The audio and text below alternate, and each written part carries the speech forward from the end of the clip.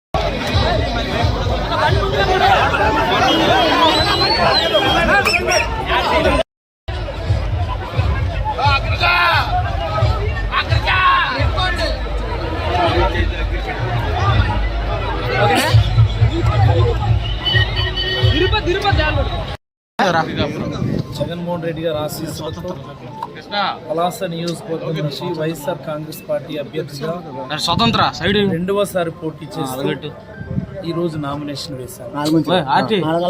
సంతోషం.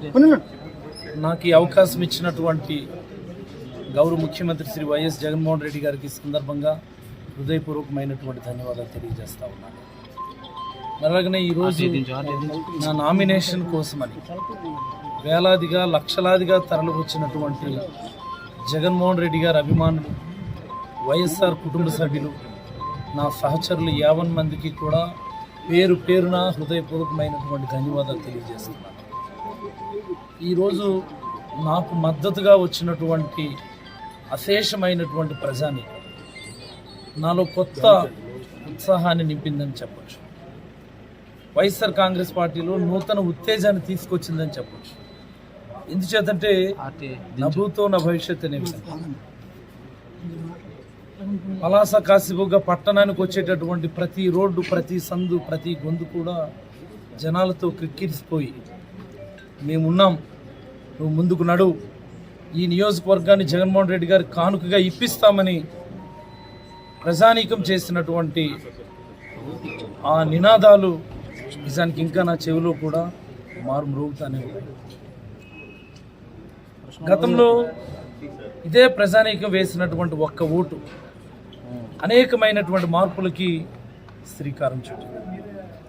నన్ను ఎమ్మెల్యేగా చేయడంతో పాటు జగన్మోహన్ రెడ్డి గారిని ఈ రాష్ట్ర ముఖ్యమంత్రిని చేసింది. జగన్మోహన్ రెడ్డి గారు ముఖ్యమంత్రి అయిన తర్వాత ప్రతి పేదవాడికి కూడా ప్రజల మధ్య ఆర్థిక అంతరాలు తగ్గాలని, ప్రజల మధ్య ఆర్థిక అసమానతలు తగ్గాలని, ప్రజల మధ్య ఆర్థిక సమానత్వం రావాలని, ఆధునిక అంటరానితనం పోవాలని ప్రతి కుటుంబాన్ని కూడా ఒక యూనిట్గా తీసుకొని లక్షల రూపాయల సహాయం జరిగేట్టుగా చేసింది. మరి అలాగనే ప్రతి గ్రామంలో కూడా సచివాలయాలు, హెల్త్ క్లినిక్లు, రైతు భరోసా కేంద్రాలు, స్కూళ్ళు, హాస్పిటళ్ళు, రోడ్లు, డ్రైన్లు, అనేకమైనటువంటి అభివృద్ధి కార్యక్రమాలకు శ్రీకారం చుట్టి ప్రతి పల్లి యొక్క ముఖ చిత్రం ఈరోజు మార్చబడింది. ఈరోజు 75 సంవత్సరాల స్వాతంత్ర భారతదేశంలో మొట్టమొదటిసారి ఒక కుటుంబాన్ని యూనిట్గా తీసుకునే అభివృద్ధి కార్యక్రమాలు చేయాలి. ఒక పంచాయతీ లేదా ఒక సచివాలయాన్ని యూనిట్గా తీసుకొని అభివృద్ధి కార్యక్రమాలకు శ్రీకారం చుట్టడం మొట్టమొదటిసారిగా జగన్మోహన్ రెడ్డి గారి హయాంలో జరిగింది.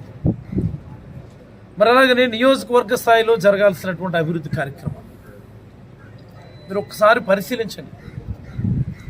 ఈరోజు వేలాదిగా లక్షలాదిగా ప్రజలు తరలి వచ్చారు అంటే అది జగన్మోహన్ రెడ్డి గారి అభివృద్ధి మీద ఉన్నటువంటి విశ్వాసం.